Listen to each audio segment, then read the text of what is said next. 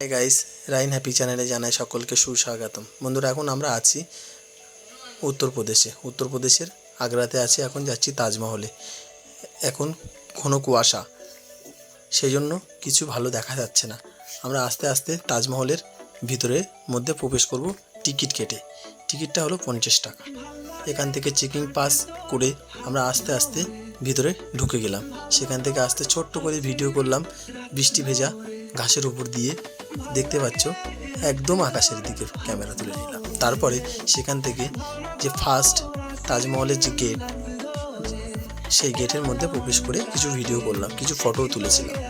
তারপরে আস্তে আস্তে তাজমহলের দিকে ক্যামেরাটা ঘুরিয়ে, কিন্তু কিছুই দেখা যাচ্ছে না, কারণ কুয়াশা আচ্ছন্ন থাকার কারণে কিছু দেখাই যাচ্ছে না। কিন্তু যত সময় যাচ্ছে ততই কুয়াশা চলে যাচ্ছে। তারপর আবার একটা ছোট ভিডিও করে নিলাম ঘাসের উপর দিয়ে, সেই তাজমহল দেখার জন্য। দেখতে পাচ্ছ তাজমহলটা কিছুটা দেখা যাচ্ছে। সময় গেলে তাজমহল পুরোপুরি বোঝা যাবে, কুয়াশাটা চলে যাবে। তারপর ক্যামেরাটা ঘুরিয়ে আমি একটু ঘুরোঘুরি করলাম আর তোমাদেরকে দেখালাম। তাজমহলের চারদিকে 4টে মসজিদ আছে, যারা এসেছো তারা দেখতে পাবে এবং জানো। তাজমহলটি হলো যমুনা নদীর তীরে অবস্থিত। এটাই হলো শাহজাহানের ভালোবাসার স্মৃতি, মমতাজের সমাধিস্থল।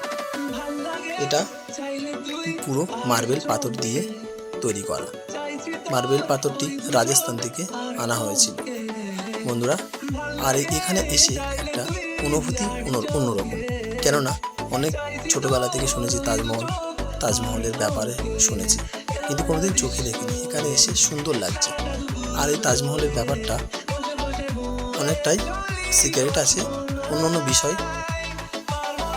তারপর আমরা সেখান থেকে ঘোরাঘুরি করে কিছু স্টিল ভিডিও নিলাম। তাজমহলের সামনে সুন্দর একটা ভিউ আছে, সেখানে দাঁড়িয়ে একটা ফটো নিলাম। আর তাজমহলের যে মিনারটা আছে, সেই মিনারের ওখানে গিয়ে একটা ফটো নিলাম। তারপর সামনে পিছনে এদিক ওদিক নিয়ে সারা দিকে ফটো তুলছিলাম। তার মধ্যে সবচেয়ে একটা ভিডিও ভালো এবং ফটো ভালো উঠেছে এটা। বন্ধুরা, ভিডিওটা ভালো লাগলে লাইক, কমেন্ট, শেয়ার ও সাবস্ক্রাইব করে দেবেন।